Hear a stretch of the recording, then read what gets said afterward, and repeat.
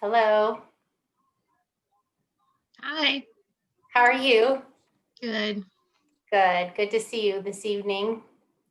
We're just letting everyone kind of filter in. Jeannie, I don't have a camera attached to my desktop, so you're spared the side of my head, I suppose. Okay. Well, thank goodness. I've seen you before and I know what you look like, so that's good. Slightly older. Yeah, you are. So am I. All right. I always sit until 6:33 to let people join. Hi, Jess. How are you? Good. I'm in my car, so I'm probably going to mute myself. Okay, sounds good. Hello.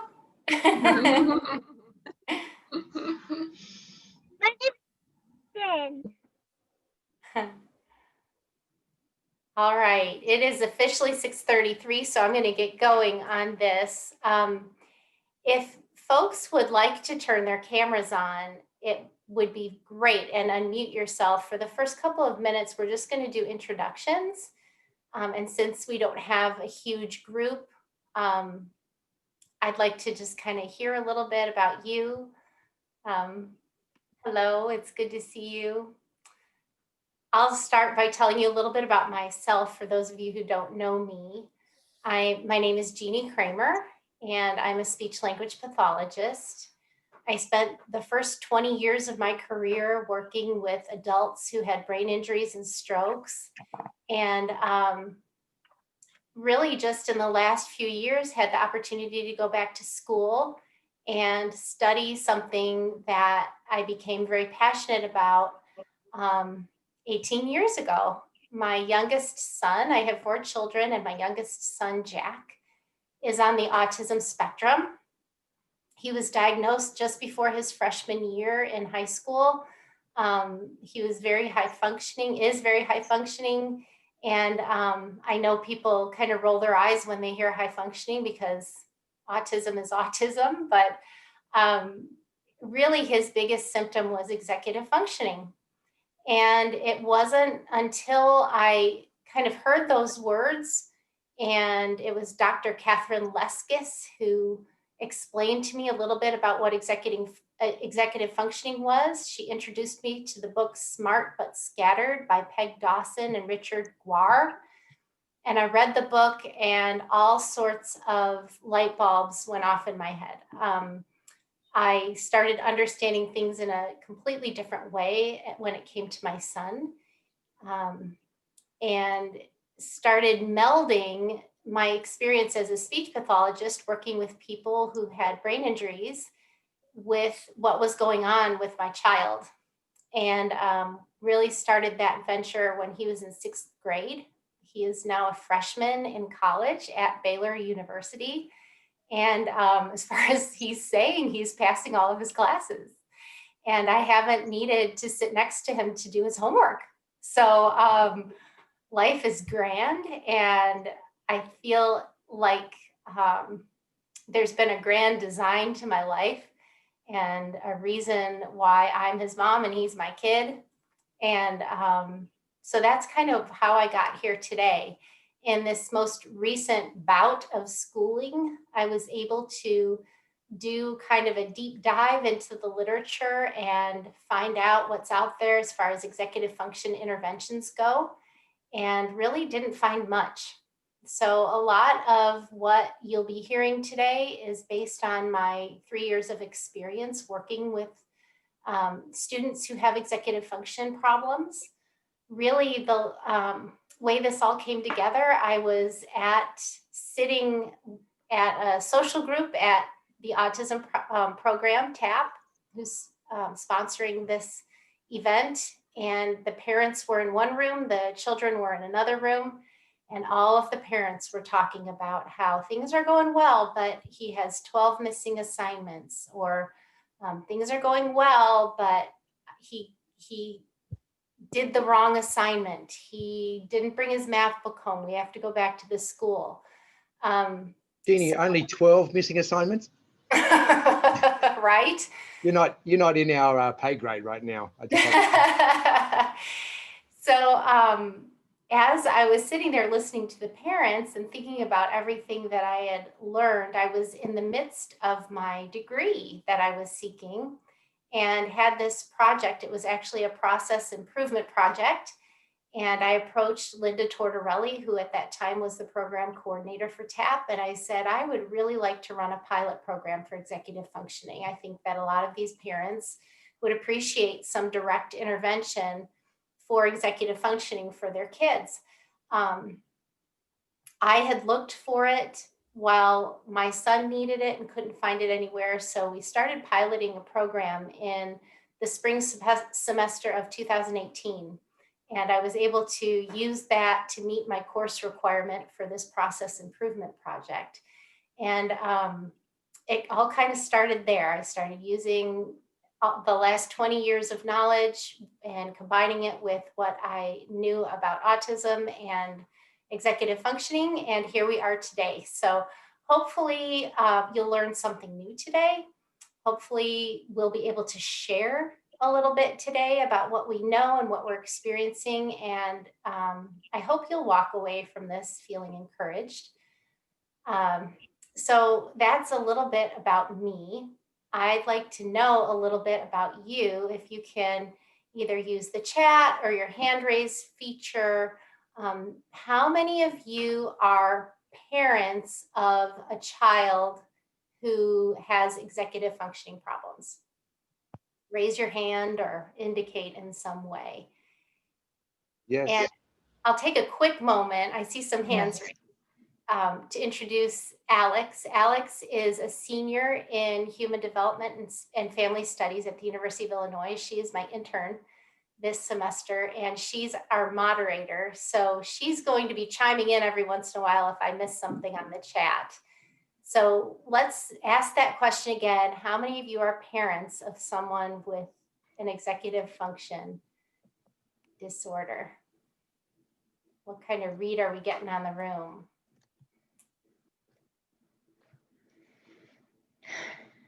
Mostly parents. I see, I'm a parent. How many of you are educators that are here? I've got one,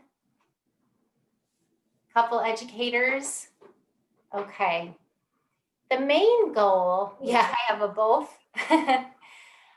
The main goal tonight was to really talk about what we can do as a team to support our students who are having difficulty with executive function problems. And really what I find is that when we can all sit around a table and talk about it together, there's a lot of agreement, but there isn't a lot of opportunity for that sitting around a table and talking about it together. And so that's what this is tonight, a chance for us to talk about what we are seeing, what we're experiencing, what helps, what doesn't help. And hopefully by the end of the evening, the educators who are here can bring things back to their colleagues. The parents who are here can kind of maybe find a common language to advocate for their child. Teachers can advocate for their students. So that's the main idea here. The next question, I think I'll have you engage in the chat for this one because it's kind of hard. I see a lot of cameras that aren't on. When it comes to executive functioning, we're going to do a Likert scale here. 5 meaning you feel like an expert on executive functioning. 4, you know a lot. 3, you know some. 2, you know little, and 1, you know very little. How much do you think you know about executive functioning? Seeing 2, 4, 3, 2, 2, 3, 2, 3 plus. Jess, I think I'd give you a 4. All right. So that's where we're going to begin our journey, is kind of talking about what executive functioning is. Just to let you know, My years in hospital in a medical setting with people who have brain injuries, people threw around the term executive functioning all the time. They talked about this person has an executive function deficit. And I would get that report and look at the client and be like, yeah, they've got executive function problems. But to know how to understand really what that meant and how to treat it was very puzzling to me. So I'll start by kind of sharing my presentation, and we'll talk a little bit about what that all means and where I'm coming from as far as that is concerned. Okay, I have my "Are you recording?" slide because inevitably I forget to. We've done our introductions, we've talked about the audience, we've talked about executive functioning. Okay, let's talk about what is executive functioning. The first thing I think that we really all need to be on the same page about is executive functioning is controlled by our brains. It is a neurological process. And they find in fMRI, functional MRI studies, that when we are performing executive skills, the very front part of our frontal lobe lights up like crazy.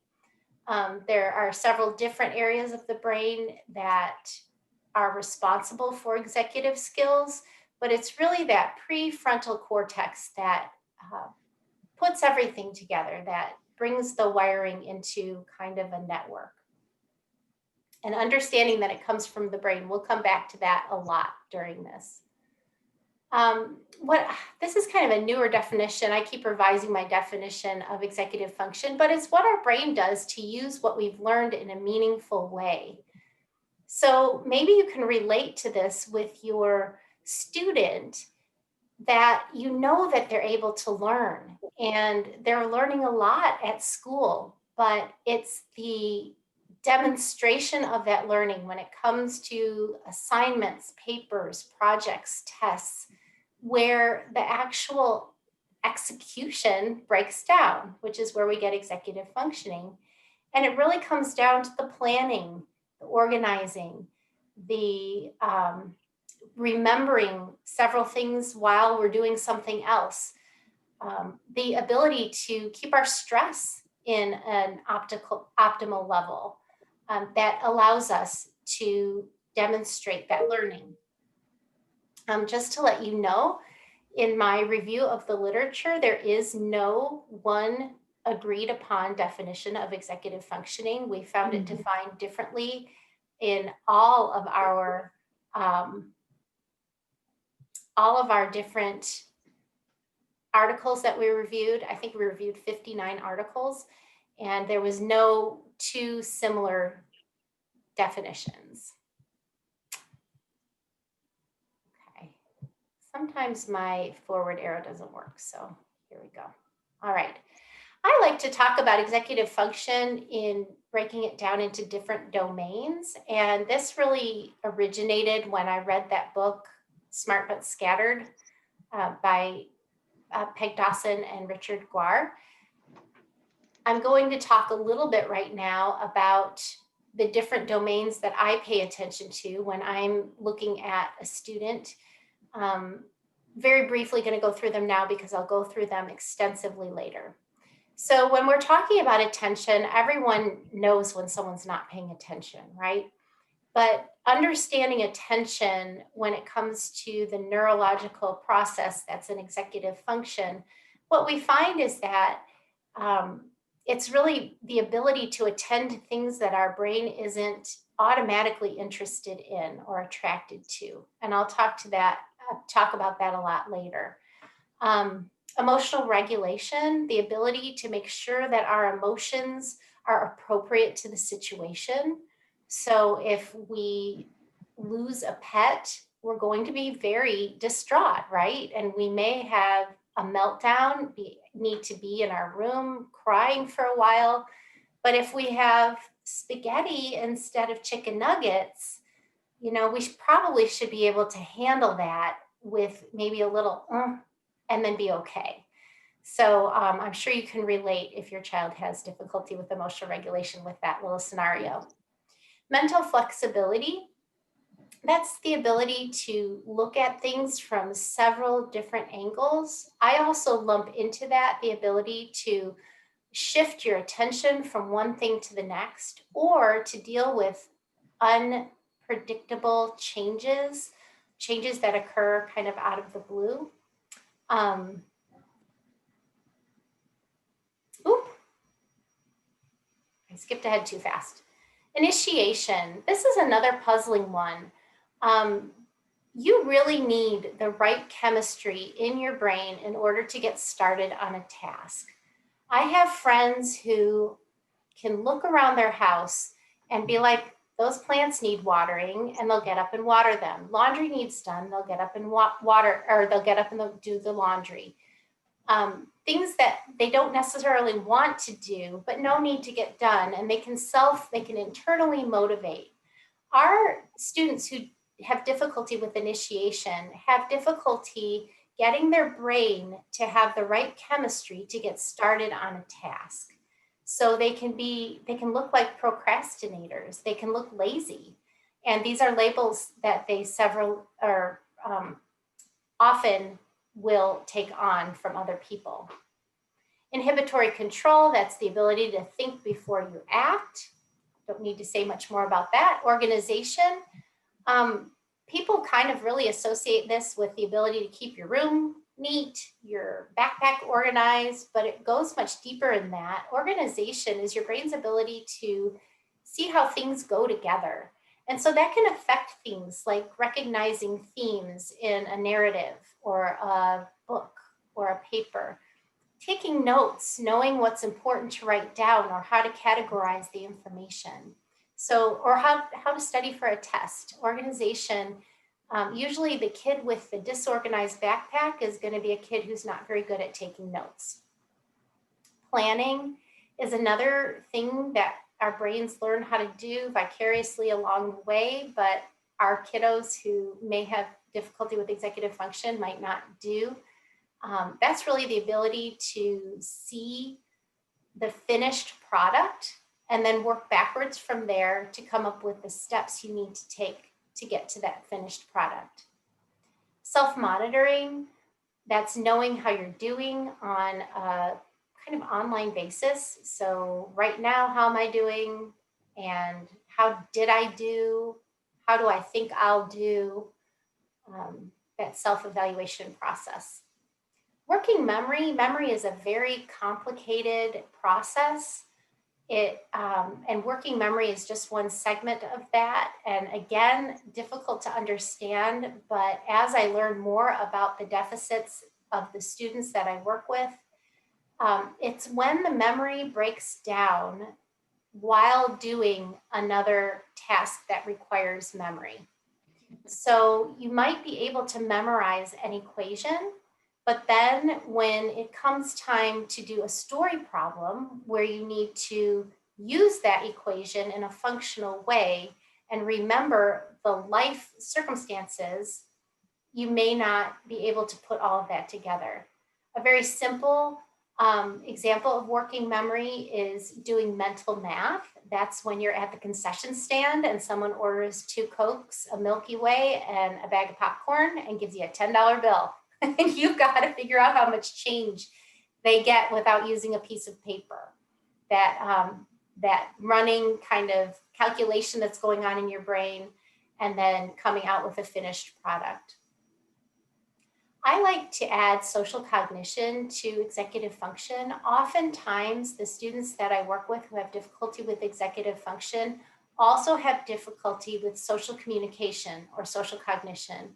Most certainly, it's part and parcel of the diagnosis of autism. So if you have a child with autism, they will have difficulty with social cognition. It may be due to difficulty with executive functioning. If you think about having a conversation with someone, you need to be listening to what they're saying. You need to be remembering the social rules that go with the conversation. You need to be formulating your thoughts around what they're saying, and then waiting for the right time to express your thoughts. That takes a lot of working memory. That takes a lot of planning and organizing. It takes a lot of inhibitory control, flexibility, emotional regulation. So I like to kind of lump that in. And then the last one I like to put in there is metacognition. Some professionals consider metacognition and executive function part and parcel, the same thing. But it is, to me, it's a separate skill. It's the ability to think about how you think and evaluate how your brain works.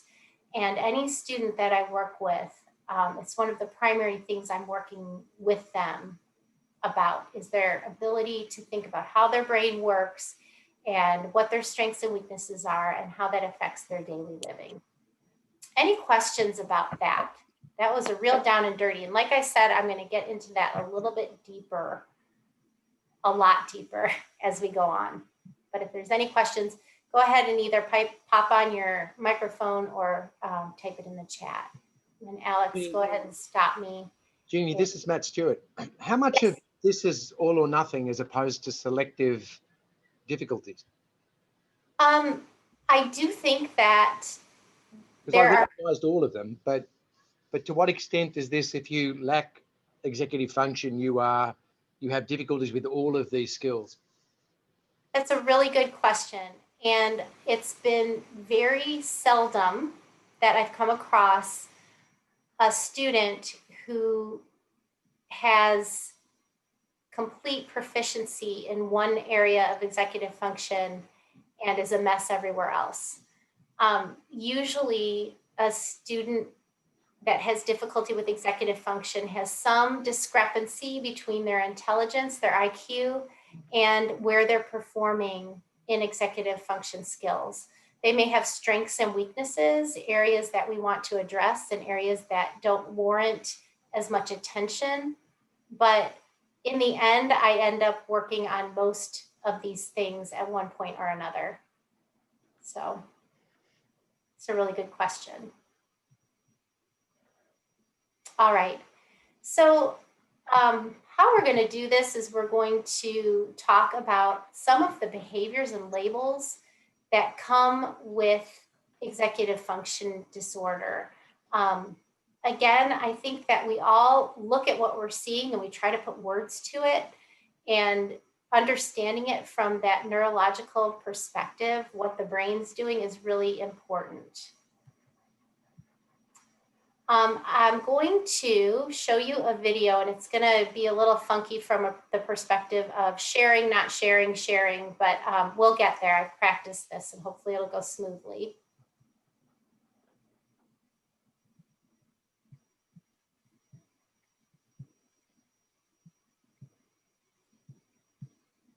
Okay, can everyone see that? Hopefully. This is the same child who on the right is watching a Star Wars video and on the left is watching a math video. This was something I actually got the privilege of watching Peg Dawson present, and she used this video. When that student's executive functions were being tapped, he could not sit still, right? He was moving around like a wild person. And I think that that was a really good example of the fact that executive function disorder affects behavior, okay? We didn't get to see a lot of that clip, but we'll keep marching on. All right, this is kind of coming from my experience. I don't know how many of you can relate to that. You get your new phone, you bring it home and you have to transfer the stuff over from the old phone to the new phone, and you plug it in at night. And what happened to me very close to a time when I was giving one of these presentations was not everything transferred over. So I set my alarm, but it didn't go off. And then I overslept and I ran late for my meeting, and I couldn't call anyone to tell them I was going to be late because my my contacts weren't all there. And then I couldn't find the address of where I was going because it was stored in my phone. And then my GPS wouldn't work once I figured it out. And, you know, by that time, your shoes don't match. And then you finally get there all sweaty and nervous. And your boss comes up to you to tell you that you're late for the meeting. You're going to discuss job performance, right? Executive dysfunction can feel a lot like when your phone is not operating optimally. And so if you picture the child who has difficulty with executive function, everything is more difficult and confusing for them because there are certain parts that just aren't making sense. And so they're at a higher level of frustration at their very baseline, and it's going to affect behavior.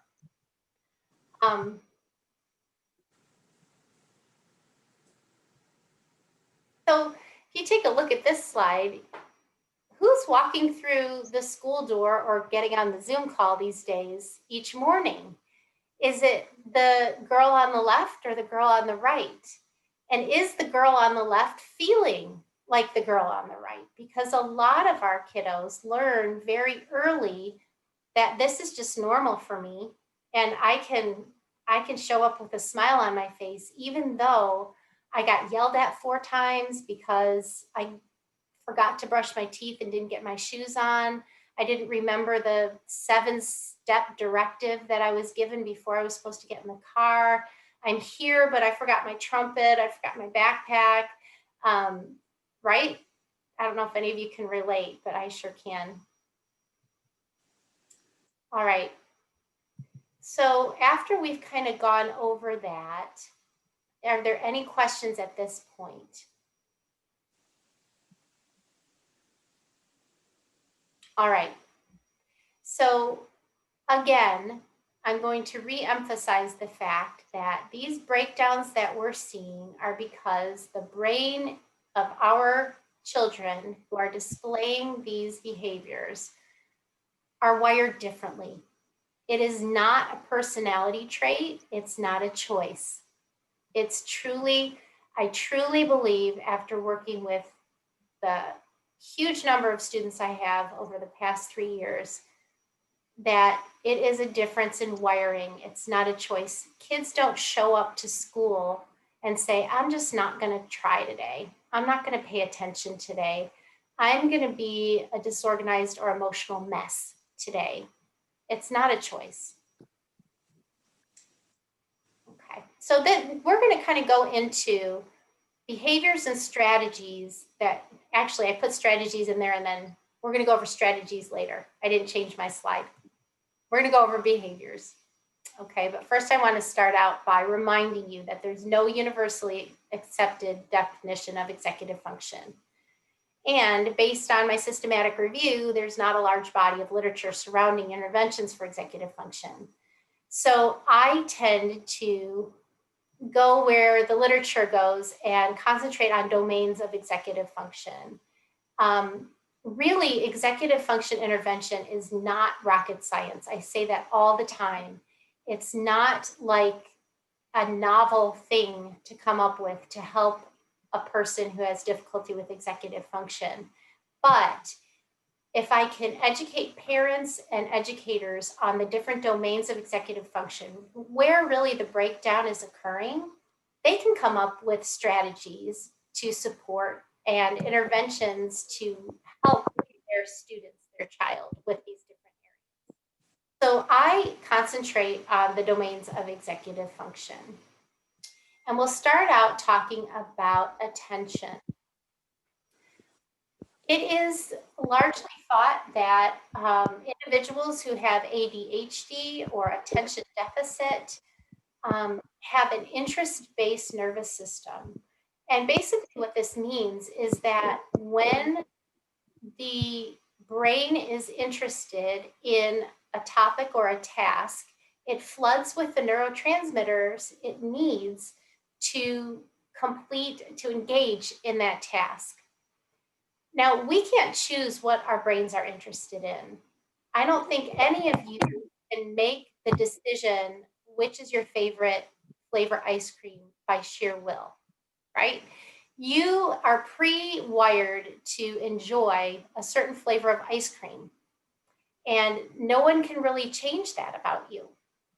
Some people love Brussels sprouts. I hate Brussels sprouts. Again, no one's ever going to change that. There's no amount of convincing anyone can ever do. It's the same with your child and their brain if they have difficulty with attention. They cannot control what their brain is going to attend to, and they can't force their brain to attend to something that it's not interested in. We have to help them do that or teach them strategies to engage their brain in something that's not interesting. It can trick us as outside observers to think that their attention is completely intact because they can pay attention when they want to. I think that almost every high school and college student that I've asked this question, I'll ask them, so who's ever told you that you can pay attention when you want to? And they're all like, everyone tells me that, right? And that's a lie, that's a misnomer. Their brain is attracted to certain things and therefore can attend. And when it's not attracted to certain things, it does not have the neurotransmitters in place to pay attention. They often have this ability to hyper focus on that area of interest and attend very well. So it's super confusing and tricky. Hey, Jeannie. Yes. You got a question from Heather saying, are you going to cover material that was not covered over the summer?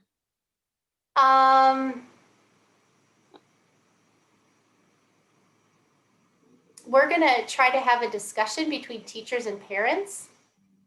And so I think that executive function hasn't changed since this summer. So, yeah. All right.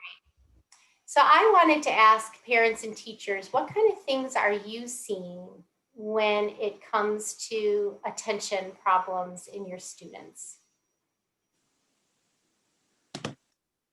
Anyone want to?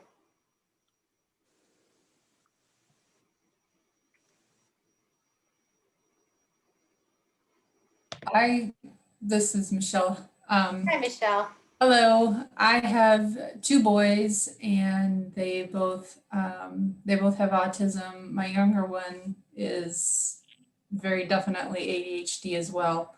My older one, they think might be as well, but my younger one, he has a very hard time attending to, unless he has someone there with him, and his attention span for working on something is very short. So for schoolwork, for example, he does enjoy one-on-one interaction. So he's a lot more likely to attend to something if someone's sitting there with him and doing it. It's not necessarily that he needs the help, it's the attention, I believe. Sure. And then also, so like for my older one though, I think he is easily overwhelmed by the amount of homework. Sure. It's not that he can't do it. He's very intelligent. He just gets overwhelmed by it and then digs in his heels and doesn't want to do it. And Right. so I got two different things to kind of, with one, if I sit down and do it with him, that's really all it takes. With the other one, it's a standoff, and we could sit there for hours and hours fighting over it. He's not going to do it, especially if I tell him he has to do it. So that's interesting. I'm going to hop to this next slide, and hopefully they'll let me go to the next slide. Okay, because I wanted to talk to you a little bit about, I found this article. I think I found it on Facebook, so I'm pretty sure it's legitimate. But it was this article on the neurotransmitters that we need to pay attention. And I mean, this stuff to me is like so exciting. This is my area of high interest. it kind of talked about these three neurotransmitters, acetylcholine, dopamine, and norepinephrine, and what these different neurotransmitters do to help us pay attention. And Michelle, this might be interesting to you. So acetylcholine is something that our brain needs in order to allow one part of our nervous system to attend to something while there's a lot of surrounding noise. And it helps us to sustain our attention over a long period of time. Dopamine is something that allows us to shift our attention in a flexible way. So that's what we need when we're looking at an accounting book and transferring numbers into QuickBooks. It helps you from wasting time analyzing irrelevant information.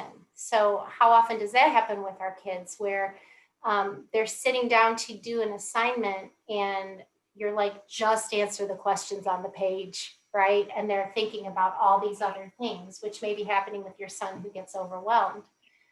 Norepinephrine, that promotes mental vigilance or arousal. I have an interesting story about a 26-year-old that I worked with a couple years back. He could not pay attention. He was on the autism spectrum. He could not pay attention at work, where he was working as an engineer, in a kind of didactic meeting situation where there was one person up front talking and he had to pay attention, but he could attend very well in a meeting where there was group interaction and he knew that he was going to play a role. But what would actually happen in those didactic meetings is he would literally fall asleep. It wasn't because he was tired. It wasn't because he was disinterested or being disagreeable or disrespectful. It was because literally his brain would shut off. And what he learned to do was take caffeine pills before these meetings when he knew they were coming up, and they would help to keep his brain kind of aroused. And, I think we do maybe have a norepinephrine release after we drink caffeine. But it also regulates that squirrel reaction where, something happens and we just automatically shift our attention, and it speeds our reaction time. So all of us, as you're listening to this, think about yourself, think about your students. Which neurotransmitter do you think is lacking in their brain based on what these different neurotransmitters do? I also like to say at this point that the most evidence-based practice for attention deficit is medication. It is a stimulant. It's the most well-researched and the most founded treatment for attention. There will be times when I'm working with a student and I'll say, you know what, I don't think I can go any further with this student until they are on a stimulant to help their brain attend. Finding the right stimulant can be tricky, again, because it's different neurotransmitters. So. Can I ask a quick question about that? Sure. So I'm a teacher and I have students, like all my students are kind of dealing with this. So one of the things though that I often see, especially when I see the kids' medical histories and things like that, is some of them, the doctors are not wanting to prescribe stimulants. They're wanting to go with these non-stimulants. And I obviously don't have a medical degree, but when I'm like looking at it, I see them as being less effective. I mean, is there evidence out there to support that, or is it just like my interactions with these certain kids? All I know is that it's the most evidence-based practice for attention. I understand that there are negative side effects to stimulants. And I can understand a doctor wanting to try everything first before putting a child on a stimulant. I wanted to avoid a stimulant or any medication so badly with my child, just because that thought of putting your child on a medication is really scary. It's really, really scary. But then I was sitting, about 2 years back, I was sitting at I was doing a seminar like this back when we were live, and I had a panel of 6 students that were university students. And one of the parents asked, if you could go back and tell your mom something while you were growing up, what would you tell them about your executive function problems? And this one student said, I would go back and tell my mom, why did you not put me on stimulants sooner? She was like, I actually harbor resentment that my mother didn't give me the medication I needed sooner because I felt stupid. I felt like I couldn't function. And she was trying all these natural remedies, which I am a big fan of natural remedies. Anyone who knows me, I take a fistful of supplements in the morning. But there's a time and a place for everything. And I think that we need to trust our medical professionals to try other things first. And also trust your instinct when to push. I think they can be overprescribed. I think they can be underprescribed. Oh, sure. I just didn't know if you knew if there was like what the information that's out there right now. Are the non-stimulants as effective as the stimulants right now, or is it more of a stepping stone, like we were saying? I think it's more about finding what works for each student, each child, each individual, because some of my students have a complete breakdown in executive functioning, and an anti-anxiety medication is what helps them. Okay. So again, I think it just, you have to kind of trust the process and advocate where necessary, educate and advocate. Okay, we're going to go on to emotional regulation. My goal is to get through all my slides today. We'll see if that happens, but I kind of really like the discussion part too. So a child, an individual who has difficulty with regulating their emotions, they appear to go from completely fine to having a complete meltdown in an instant. It can present itself in different manners. It can be anger, aggression, tearfulness, or there can be a complete shutdown, or even a very flat affect. And in fact, I worked with a little guy who, when he was having a breakdown in emotional regulation, oftentimes would giggle. And I had a couple of adults that I've worked with after having a stroke who had what we called emotional lability. Usually that presents itself in crying, but I've had a few adults where their emotional lability resulted in laughter. It tickled their funny bones. So anything that was even the littlest bit embarrassing or sad would make them laugh. So it can really present in many different ways, but mostly it's your emotional outbursts, your temper, your fits, your meltdowns.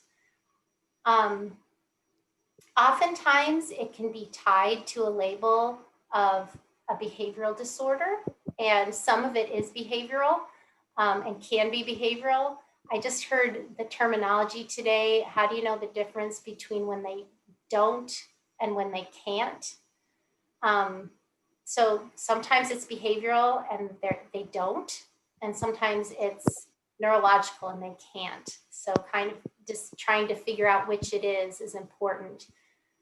When I see a kid on the floor having a meltdown, there are certain things that I absolutely don't engage in, and we'll talk a little bit about that later. What kind of things are you seeing when it comes to emotional dysregulation? And I'll go back to Michelle. We already know. Michelle's seeing that when her son is overwhelmed, it's looking like digging his heels in. Is that the way you said it? Yeah, he digs his heels in. Mm-hmm. Oh, your microphone's not on. Okay. Yes. And again, this is my older son. And he does not do these behaviors at school. At school, his coping mechanism is just kind of space out. He's very polite. He will work with teachers, but a lot of times he just won't work. But at home, when we go to sit down to do homework, that's when he gets overwhelmed. That's when he can clear the table, go on the floor, lay down and cry, say he's not going to do anything. I believe, was it Teresa that was talking about medications. Coming from a parent's perspective, it is hard to medicate your child. And we are just starting medication for my older son's ADHD, and he had just started Vyvanse, which I think is not as much. I don't know if it's a stimulant at all. It is a I really stimulant, I believe. It is, okay. We saw a flare up in his emotional dysregulation. So, and the doctor, when we called about that, they were immediately like, yep, let's take him off that, because we hadn't seen that extreme of behavior since he was probably 5. So I think, and we switched him over, he's on Concerta now, which we have seen a drop off of that. Now, have I seen his focus jump up? Not really. Yeah. But we're gonna give it a shot and see how it goes. But yeah, but it's like, that's what I'm interested in. And I'm probably not gonna get the magic answer of how do you know if it's can they do it versus will they do it? I'll interject there, and I'll say that my firm stance is that your first response is that they can't. Right. Because I don't know if any of you have experienced emotional dysregulation. I know when we're super fatigued, when there are certain imbalances in our body, we can be more emotional, and all of a sudden you're sitting there talking to a perfect stranger and crying, and you feel ridiculous. It feels awful. It feels ridiculous. Or when you absolutely lose your noodles at a cashier who can't help it, right? And you walk out and you're like, I'm such an idiot. Or when you get so upset that you're crying all day, that does not feel good. That's not a choice. It's not a choice. Right. So the first thing that you do is you assume that they can't. And then when you've tried all of the things that you can, I still say keep trying. I really have learned that I haven't met a kid who just wouldn't. There are Right. people comments in the chat. Yes? Mary said, disrespect to the rules of the classroom. Laura said, my 6-year-old is expected to sit and write narratives in the class, writer's workshop. The teacher reported that he will just sit there. Mary also said, overwhelmed is a very common word used by the kiddos. Nicole said her son is on his 3rd drug as of this morning, and she really believes that all kids want to succeed at school. When they can't, it's because what's holding them back has not been identified and dealt with. That's wise right there. I'd have to agree with that. I'd have to agree with that statement. It can look like, emotional dysregulation can look like obstinate and defiant behavior. It can look manipulative. It can look premeditated. And I think we really need to, when we're seeing a pattern, start looking for something deeper. Yeah. I kind of tried to extract from there. It does sometimes take several different tries to get the right medication. And sometimes it's not a stimulant. Like I said, sometimes it's an anti-anxiety medication that helps much more than a stimulant. Jeannie, do you mind if I chime in real quick? Please do. I switched to my computer. I'm finally home. So I think one of the biggest things that we can do, because I'm a parent and an educator, so I've watched myself evolve and having better understanding of what these kids really go through. And I think as parents and as an educator, we just need to try to advocate for these kids and help people understand that they are not doing it on purpose. Because if I were a child and all my life I was told, that I'm lazy, I could do it if I wanted to, they are going to give up. And I've seen that. So it's like, what comes first? Is it an executive problem or behavior problem? And I think it can turn into a little bit of both, because why would they try if they're always going to fail? And I think, the poor kid that's sitting there during writer's workshop, you're not going to get anything from that poor kid just sitting there. And I've seen it and I've experienced it, and it is tough and it is hard on the teachers, because if you have 5 kids sitting there, what do you do? So, you know, I think this is helpful, and just educating and advocating, but then also trying to come up with strategies that people can actually use. So Thanks, Jess. throw that in there. That's awesome to hear. Only once in my life did it work with my child. I had a daughter who was getting a hearing screening, and her brother was distracting her. Mind you, this was when they were like 19 and 16 years old. And she failed her hearing screening, and I looked at her and I said, "Hear better," because I knew her hearing was just fine, and she wasn't paying attention because her brother was distracting her. And she, you know, she ended up passing the hearing screening. But we can't tell our kids who aren't wired to pay attention better, or who aren't wired or equipped to keep their emotions regulated, just try harder. Like if we've already done that and it hasn't worked, it's not going to work. So, okay. Yeah, and it's hard. Oh, sorry. I was going to say it's hard too as a parent, because you don't understand, like, just write the sentence. It's not that hard, but Right. it is that hard. And once you or them reach that level of frustration, you just got to let it go. At the end of the day, it's not worth it.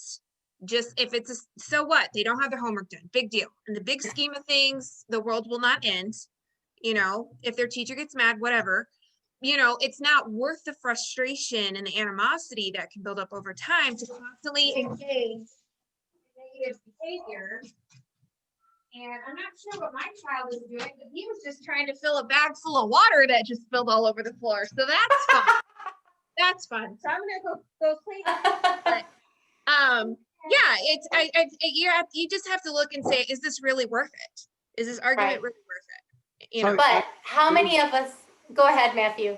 Yeah, Therese. So I get what you're saying, but my daughter, who is extremely intelligent, is currently sitting on a D and 2 Fs in her 3 biggest classes as a second-year high schooler. And I have to ask the question, is her failing a year in high school and everything that's going to do to her self-esteem really worth it? And I may be wrong, but I still think yes. The notion of just sort of let it go, every week she falls behind further and further and further in assignments that she hasn't handed in. And so as I look down the track, the notion of, is it worth it? I'm talking about years of my daughter's life spent in high school as opposed to somewhere else. And I love that we're having this discussion, because is it worth it to have the battle that evening at home? I don't know.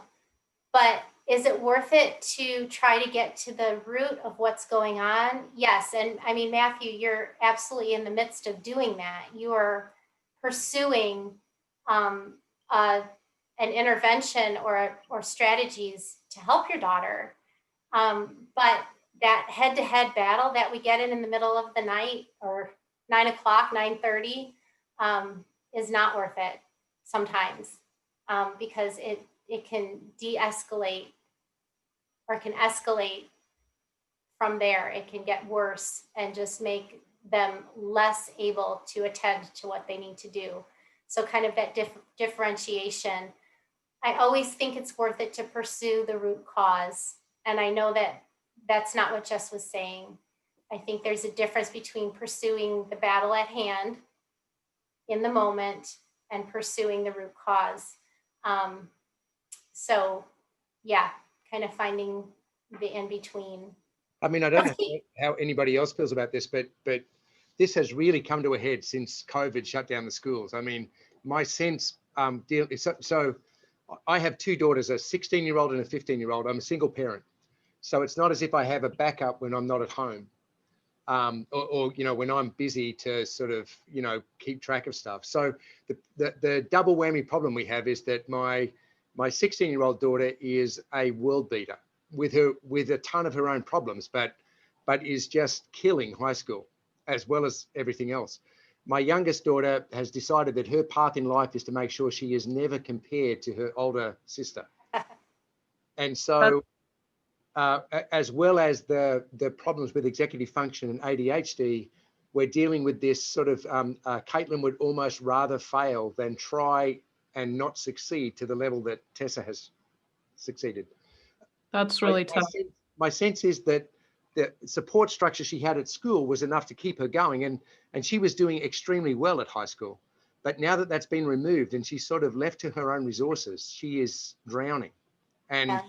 my attempts to help have been counterproductive. I mean, I can't say it any nicer than that. I mean, we're going backwards and our relationship is getting worse and worse and worse, despite my best efforts. And to put that in context, I'm a professor of equine surgery at the university. So I thought I knew a little bit about teaching and learning and getting stuff done, but turns out I don't know anything. You know what, with 2 daughters, you weren't going to know anything at some point in your life anyway. So, but Matthew, you definitely are pursuing the right avenues. I think things are going to turn around here for you soon. Heather, were you going to say something?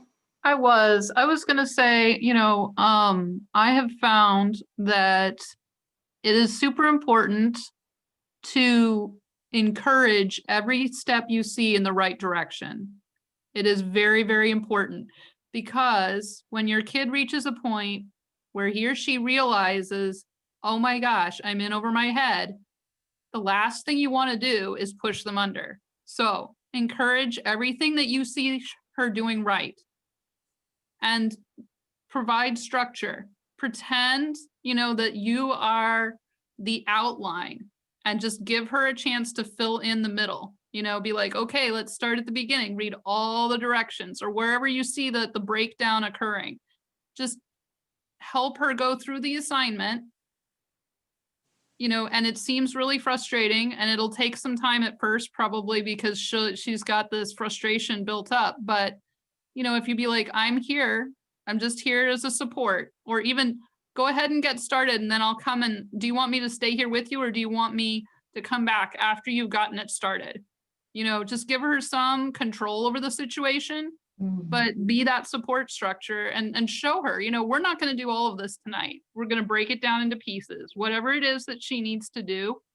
Just knowing that you're seeing how hard she's working and that you're there as a safety belt. Heather, I have trouble getting my daughter out of bed, and then I have trouble getting her out of pajamas. The notion of sitting down and working together on an assignment just never develops. And I think we all can agree that we're at different points with our different students, with our children. I do want to move forward a little bit here. I do think that everyone who's here is in the right place. Just trying to figure it out first shows that you're, again, trying to get to that root problem. Nicole, did you want to say something real quick? I saw you pop on.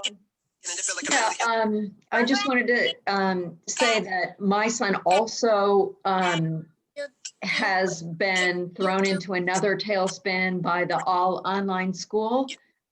He feels very adrift, and he can't get focused on what's happening in the online classroom, even though the class periods are shorter, which I thought would initially be a big help to him because he has ADHD. He's got Asperger's, but he's high functioning Asperger's. And so he really likes social contact quite a bit. And so I would ask him, if you don't understand what's going on, why don't you email your teacher? And his answer to me is, well, I can't see my teacher. Why should I? Right. And he doesn't. Okay, well, let's try to get through a little bit more content area and see if some of these things are addressed. And then we can get back to it. I think that it's very valid that some students do need to be physically present with their teachers to be held accountable to their work situation. Absolutely. So let's just go through kind of what poor organization can look like. Our disorganized students, we know that they're a mess, but it also can make them appear forgetful because they can't locate their things. And when it can be things that are external or things that are internal. They can't locate a thought or a memory. They can't create a cohesive narrative. They can't structure their assignments or their routines by themselves, like Heather was indicating. And even Nicole and Matthew were both saying that, you know, without someone to organize time for them, they're unable to do it by themselves. They can't recognize a theme in discourse. And again, like I said, it can affect their ability to take notes. Going on to initiation,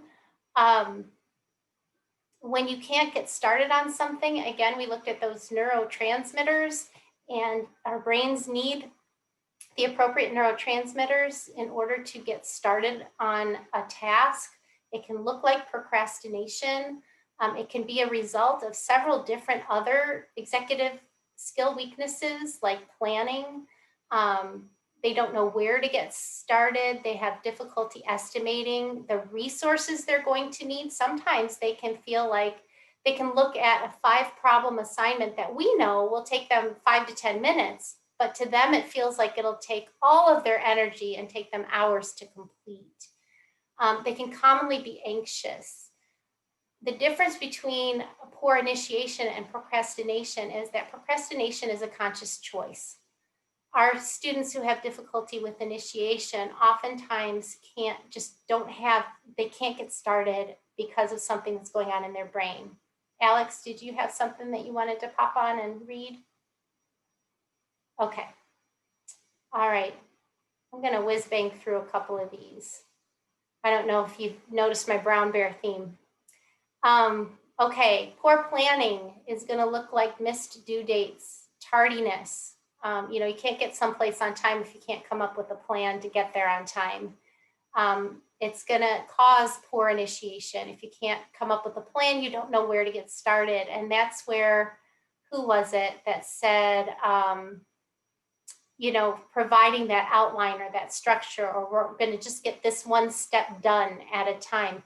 You know, a lot of that scaffolding is built in to a school day. And I would imagine that in the online setting, in the remote learning setting, the teachers aren't given the opportunity to provide that scaffolding because of the limited time. They're probably more in a crunch to teach content and not concentrate as much on the how do you complete this work. But we can have a last minute person. And again, anxiety is very common in a student who has difficulty planning. Self-monitoring, we can see our perfectionists who only recognize good if it's perfect. They're the ones who are constantly saying, I'm sorry, I'm sorry, I'm sorry, because they're wrong so much of the time. Like they try to make guesses on how to do it right. They're wrong so much of the time that they just are on default mode saying that they're sorry. The flip side of that, I've seen Mr. Sunny Side Up, where you ask, you know, how are your grades? I'm doing fine. Well, I checked today. How are things going in science? They're going fine. They just kind of can really look at the positive side of everything, and that's their kind of default. The opposite of that is the self-deprecating, you know, but you're getting a B plus, but my sister's getting an A, or, but everyone did better than me. Or they can't report how they're doing accurately. They can't identify their strengths and weaknesses. Poor mental flexibility. These are our black and white thinkers. My way is the only right way. When you give them an open-ended choice, and this is something really to pay attention to, you give them an open-ended choice and it's overwhelming to them. Where if you narrow it down to a field of 2 things, do you want to do this or that? Or which do you think comes next, this or that? Or which equation do you think you should use, this one or that one? All of a sudden, by narrowing the field, they're able to handle that amount of information. These are our students who have difficulty seeing other people's perspectives. So they oftentimes misread social cues. They'll have difficulty comparing and contrasting, seeing pros and cons, hard time applying information to similar situations. So they'll learn to do something in this context, but then to change it to a different context. They can't apply similar rules. And these kids are terrible when put in a group learning situation. Poor inhibitory control looks like no filter. They blurt out, they interrupt, they're impulsive, they're unsafe. Most of the time, they're remorseful because of this behavior. After they do something, say something stupid, they feel terrible, they feel embarrassed. These are kids who it's dangerous to leave them alone at times. And then working memory. Again, that's not, we can have kids who are very smart and can remember fact by fact when it's something that they're interested in. But when you add another task to the brain, their memory starts breaking down. So they can't remember where they put their shoes, can't remember where they put their phone. When you ask them, why didn't you? They honestly are telling you, because I forgot. They might be doing the right subject of homework, but the wrong chapter. And really will have difficulty with holding a conversation at times. Okay, so I think this is where you guys all want to be. And I'll kind of skip through some of these signs. But what we need to know about our students who have difficulty with executive functioning is that most neurotypical children learn simply by observing. And their brains wire with these beautiful executive skills because they're watching things in life. Our neurodiverse students or brains that are differently wired need to be explicitly taught. So things need to be broken down for them into the minutia so that they can learn, starting really at step one, how to do something that we just consider to be completely natural. Why would you have to learn that? The best strategy for executive functioning is teaching and emphasizing self-talk or self-directed speech. I don't know how many of you learned another language. Maybe it was in high school, maybe you're bilingual, but when you are thinking in that other language, it makes you aware of the running dialogue that's in your head. A neurotypical brain generally uses language to help them direct their behavior and to plan, organize. These two things go together. It's all what we're saying inside of our head. If you've said it to yourself, you've attended to it. If you've said it to yourself, you've thought first. If you've said it to yourself, you've generally processed that information, and you've rehearsed it at least once. So this concept of let's talk this through out loud, okay, and then teaching a child to do it then inside their head. I had a session with one of my students the other day where his mom said, he's been using self-talk all the time, it's driving me crazy because all he does is talk. So I gave him a word and told him to stop and think of a 5-word sentence using that word in it. And he stopped and he thought, and I said, guess what you were doing? You were thinking before you were acting. And it was really the first time that this kid, he's been told all his life to think before he does something, but I was able to, in that moment, point out that he was thinking. That's what it feels like to think before you do something. It's when you talk it through in your head. I have a cute video from Michael Scott, but from The Office, but I don't think we have time for it, and the audio wasn't working. But Pam gives him a rehearsal. She doesn't put the call through the first time. She allows him to pick up the phone thinking that he's answering it, and he says something really ridiculous. And then she says, nope, still me. And then he answers the phone appropriately the second time because he's heard himself kind of blunder and be ridiculous. Okay. Another thing that we want to teach for all of our children is metacognition. We want to tie the behavior to a body sensation or state. See how whiny you are? Remember how you just ate a candy bar for breakfast? or gummy bears for breakfast. Well, it's 12:30 and you haven't eaten your lunch yet. And can you feel that feeling in your stomach? This is hungry. Like your behavior, your whiny behavior, your feeling that you're feeling in your head and your tummy, that's hunger. And so trying to, relating that to a high school student, you're still in bed, and how can you be alert when you're still in bed? Alertness comes when you're sitting up. Can you feel the difference within your body? This is also where we start talking about my brain makes it hard for me too. Okay.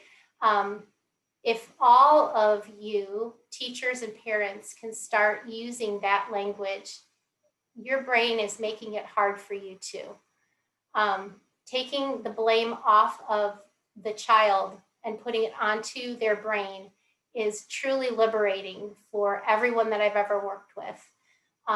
So when you see your child throwing a fit because they're overwhelmed, you can say to your child, your brain is having trouble thinking about all of the things that you're supposed to do. Why don't we just think about one? Or when your child is fighting you on helping, your brain right now is having trouble accepting help. Why don't you come back to me when your brain's ready to accept some help? That language is really important also when they become adults, because they're going to need to be able to explain to their college professors when you're not there with them, to their employers, that, this office is in a large room with ambient noise and I can't concentrate in this environment. So I wonder if there's an office I can be in that's a little bit more enclosed. It'll help me concentrate better. Being able to kind of talk that through, know their brain's strengths and weaknesses. Never avoid using the language surrounding what's actually going on. I actually will say to my son, "Oh, your autism's showing." We all kind of joke about that because he'll have moments where he's not taking someone else's perspective, or his executive function is really breaking down. And he actually ended up writing his college entry essay about his autism, because it's very liberating to finally accept who you are and to be around people who accept you for who you are. So I really highly encourage using the language. All right. What are the interventions that work for attention? So we're talking about how our kids who are remote learning now all of a sudden can't attend. The things that help your brain attend are external when you have difficulty paying attention. Things like competition. So think about it, when you're sitting alone in your bedroom, looking at a computer screen, there's not that person next to you, and there's no sense of competition. Time pressure is also something that can make your brain attend. If you're sitting in a classroom and people are handing things in ahead of you, then that's a time pressure, and that can make your brain focus. Incentives, it's very incentivizing to reach over to the kid next to you and be like, "What'd you get on number 4?" And have the same answer, or the teacher to say, "You did really well on that," or to get an affirming glance from your teacher. Or there's a lot of incentives that are built into the school day. And again, there's that accountability. For those of us who can't be at home with our students when they're remote learning, who's going to keep them accountable? All of this is evidence research based. If you want to email me, I'll try to come up with the article that says that these things are things that really help the brain to flood with those neurotransmitters. But again, we talked about attention being interest-based. This is what makes it interesting. Another thing is novelty. I didn't add novelty to that list. Something new and novel helps your brain to stay interested. So if you're sitting in the same place every day to do your homework, in the same room, in the same clothes, with the same smell, the same lighting, the same people around you, Again, very easy for your brain to not produce those neurotransmitters it needs to attend. For the students who have difficulty with emotional regulation, I highly recommend that you check out resources on either it's called the Miraculous 5-point scale or something like that, magnificent 5-point scale. That's what I use with my students. The Incredible. Thank you. 5. I knew that. It just wasn't coming to me at the moment. Thank you. The Incredible 5-point scale. Google it. You can buy a book. You can, at the TAP Resource Center, check it out, or email us and get information on the Incredible 5-point scale, or the zones of regulation. Basically, what this is teaching a child is that you don't go from 1 to 5 in an instant, that there are different levels of our emotion that we rise up and down from, and that we need to be employing strategies to calm ourselves down and to bring ourselves back to baseline before we have a change in behavior, before we get to a certain level, because all of us have experienced this. Once we get to that point of no return, there's nothing we can do to rationalize, problem solve. There's nothing we can do other than leave that child alone and allow them to re-regulate. And that's, I guess, my biggest advice when it comes to emotional regulation, that we aren't trying to problem solve once there's been a change in behavior. What we need to be doing is we need to be checking in with our child or with our student when they look like they're doing fine. How you doing? What level are you at? You know, what was the highest level you got to today? Asking them questions about levels 1 through 5. And checking in with them. And then if they say, you know, I feel like I'm about to burst, I'm starting to feel overwhelmed, I'm starting to feel that or think that thought over and over, that's when you say, how about a break? Okay. I think a lot of difficulty arises when we wait until the meltdown to ask them to take a break, because there's no logic happening at that point. The brain chemistry at that point has no ability to logically problem solve. Organization, I like to use a technique called one touch. Basically, it means that when you're using something, it's in your hand, and when you're not using it, it goes back where it belongs. Okay. When I work on organization, I work on a lot of this goes with this. These are go-togethers. These two things are the same. These two things are different. These all go in a category. But as far as keeping spaces and notes kind of organized, you pick up a piece of information, you use it for a little while, and then you put it where it belongs. The notion that you only touch it once before you put it away. That's all, like 4 weeks of therapy boiled down to 30 seconds. Initiation, I say schedule to the energy level. When your child has difficulty getting started on something, I remember I used to have to say to my son, I want you to just pick up your pencil, and all you need to do is have your pencil touch the page. That's all you do, because he had an aversion to writing. And if I could get him to get his pencil to touch the page, oftentimes he'd be like, no, I can write that word. But when you narrow it down to something that's doable to the brain, then it's a lot easier to get started. So if your child has difficulty with getting started on math, tell them they only have to do 5 minutes of math. All you have to do is 5 minutes. Because guess what? 5 minutes of math is better than no minutes of math. And you can work with your school and their accommodations to say that they're doing homework to their tolerance level if they have a diagnosis, so that you can say, you're going to do this for 15 minutes. And then if you feel like you can do it longer, you can do it longer. But if not, take and draw a line where they ended and hand it in that way. This was what my child could do tonight. Because again, it's not worth the battle of getting everything done. It's more about teaching that you can get something done. That's where it needs to start. Okay, we have a few more to go through. I haven't checked time in a while. I'm doing okay. Okay. As far as planning goes, we want to teach our children to see the finished product first.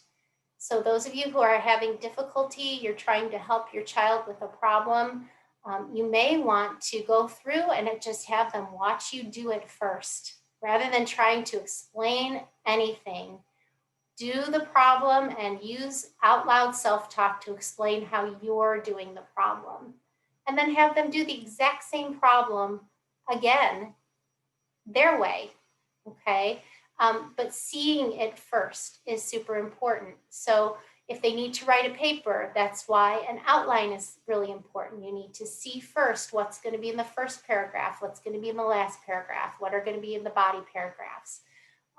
If it's a project, what's the project going to look like? I think all of our students with planning problems start with, what am I going to need to get it done? And when you start from a point of what am I going to need to get it done, oftentimes they go, I don't have what it takes to get it done. And they stop right there. But if they can see what they need to get it done, and then we can break it into smaller steps and say, okay, we're just going to do step 1 tonight, and that's all you need to do. And then you don't have to think about it again till tomorrow. That's very, very helpful. Again, that is very built in to a normal school day. And I just wonder in this remote setting, how much of that is happening. As far as self-monitoring goes, that's where we're talking about what you're good at, what you struggle with, what your brain struggles with. How do you think you're going to do beforehand, comparing to how you really did afterwards? I'm not going to say too much more about that. Mental flexibility. A lot of us think that in order to work on mental flexibility, we want to keep mixing things up to give our kids practice being flexible. It's actually the opposite that's true. In order to help our kids be flexible, we need to keep things predictable. We need to make sure that they know how things are going to go and that we've discussed the contingency plan if it doesn't go the way that we thought it was going to go. Once you give them the freedom of structure, they are able to, that reduces their cognitive load, and they're able to think about alternate solutions and alternate outcomes. Inhibitory control, when we have our impulsive kids, teaching them to talk to their brain first, like the example I gave before. And as far as memory goes, I've only worked with one student so far who had executive dysfunction, who didn't have difficulty with working memory. And I still think he kind of did. That's just the way it showed up on the test, because he had a photographic memory, but his memory would break down when it came to doing 2 things at once. But in order to help with memory, we are engaging their attention. So we can't remember something until we've attended to it. So how many of you have had the experience where you go grocery shopping and you take the time to write a list, but you forget the list at home, but you've attended to what you needed? So by the time you get to the grocery store, you've processed that information and you pretty much get everything you need on your grocery list. So the real work comes in attending to the initial input of the information. You can try as hard as you can when you're trying to recall something, but if you haven't attended to the initial information, you're not going to be able to recall it. And so when we're having frustrating situations with our children who are forgetful, we need to make sure that we're giving them the amount of information that their brain can attend to, and that we know their brain has attended to that information. And then ask them to do the task. And if it's only 1 or 2 steps at a time, then we feed them cues 1 or 2 steps at a time. Okay. All right, so that was a lot to go through. I kind of pushed us through just to get through, because I wanted to get through some of the strategies with you. Any questions or comments at this point? And I'm going to stop sharing just so we can kind of see everybody's faces. Jeannie, it's interesting. I spend a fair bit of time talking to my shrink about how I deal with Caitlin, or Yes. what I'm supposed to do. And the part that concerns me is if I say to Caitlin, that's enough, you've done great, that's enough to finish 1 of 5 questions or what have you. It's time to stop now and we'll decompress or what have you. The bottom line is Caitlin is still going to fall further and further behind. The situation where I'm at with a number of her teachers is that for every day that an assignment isn't handed in, she loses 50% of the grade, which means if it doesn't take enough mathematics to realize that by 2 or 3 days late, you might as well not bother. And so I feel like empathizing and accommodating Caitlin's concerns are almost guaranteeing that she is going to fail. Now, in the larger scheme of things, this is a process we probably need to work through to help her. But in the more immediate situation, she is in significant danger of losing a year of high school, even though she's in high math and, in the upper 10% of her class in most of her subjects when she's in a normal school environment. And That's, from a very myopic perspective, it just seems like an incredible waste to accommodate. I'm so sorry that you're at that point, and there's nothing easy about where you are at that point. I think that, like I said, Matthew, you're doing everything right. You're trying to pursue different options. When we were at the point where it was so severely affecting the mental health of my child, school was so severely affecting his mental health, we had to kind of evaluate what was important, or what kind of how we defined success. And I have a feeling that Caitlin isn't the only student experiencing this right now. So I think that we're raising a cohort of students who are going to have shared experiences. And I think one thing we need to be asking ourselves at this point is, what is success? You can try to continue to force the issue of staying caught up, or you can take a step back and say, let's try to address the root cause of what's going on and get to that, and see what the school is able to do to help Caitlin have success in the future. Based on my professional experience, I don't know that there's going to be success in continuing to push through. In my experience, 100% of the time, success comes when the pressure is relieved from the student and the actual problem is addressed. And the student is acknowledged for the efforts that they are making. And that doesn't mean, I've never told one student once that, drop out of school. That's never an option. Steve Jobs. Yeah, no, that's not me. That's not me. I think everyone needs an education.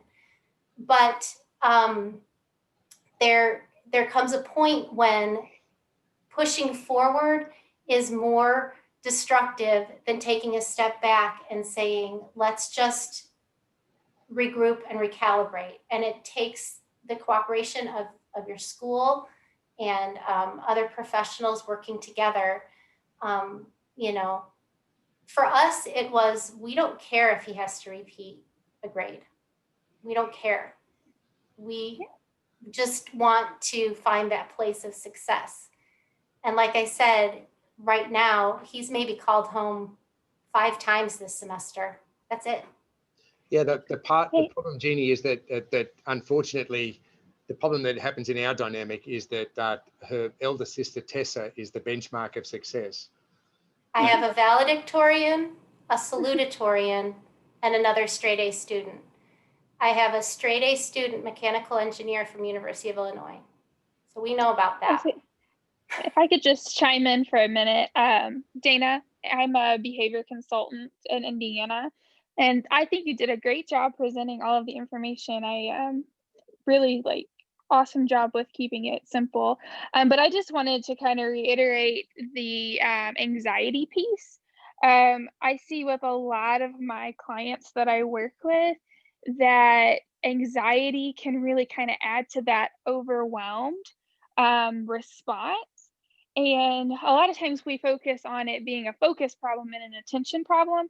And in reality, it's an anxiety problem because the pressure and the performance expectations kind of create almost like a trauma to the child or the adult, and they associate the action of the schoolwork or the organization to that trauma, and then they shut down. And so when you add that pressure, you're almost making it more traumatic. And so the best thing that you can do is step away and say, okay, let's get rid of this pressure.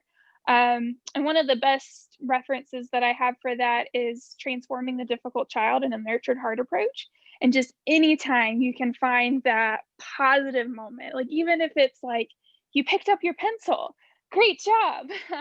Finding a way to find a reward and a positive regard for what they're doing really encourages and reduces that trauma. Dana, thank you so much. Could you type that title of that book into the chat, please? Yeah, no problem. That'd be great. That would be great. There are people comments in the chat. Okay. Could you just read one at a time, please? Yeah. Thanks. Nicole said, ask her school about a completely self-paced type of course like Apex. Okay. So, and that absolutely self-paced. There's no reason why you have to stick with the school's agenda. The agenda that's right is the agenda for your school or for your child. Go ahead. Jess said, my high schooler went from life sucks, then you die, so why try, to passing a college level course with a B. I took the pressure off of him and we focused on what to do to help him as a person, not just a student. And I know who that is. She also said, absolutely. I remind him he is not defined by his test results. Okay. Dana, I'm really happy that you brought up the anxiety portion. I am not a psychologist, and I don't ever want to claim to be. What all I know is what I've seen. And I've seen children who've been miraculously transformed by their anxiety being addressed from a psychological and from a psychiatric point of view, from a medication point of view. We will hit a complete barrier, and then when the correct counseling and medication is on board, all of a sudden we break through that barrier. So I couldn't agree more, Dana. I'm glad you brought that up. Anything else?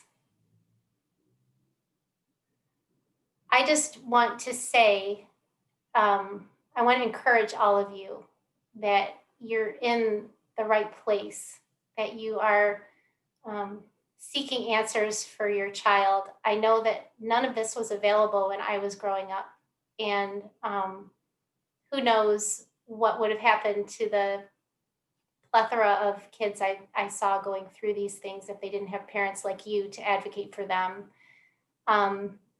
I am available at, I'm JJ Kramer, Kramer at illinois.edu.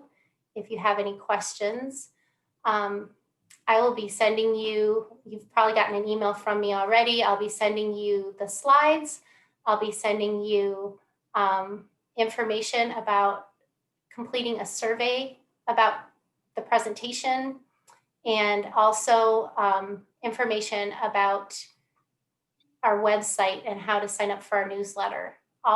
TAP is a wonderful resource. I highly recommend that you tap into TAP and use us. We can help you with visual schedules, with finding books and reading materials, with connecting you with the correct professionals, consulting, just giving advice.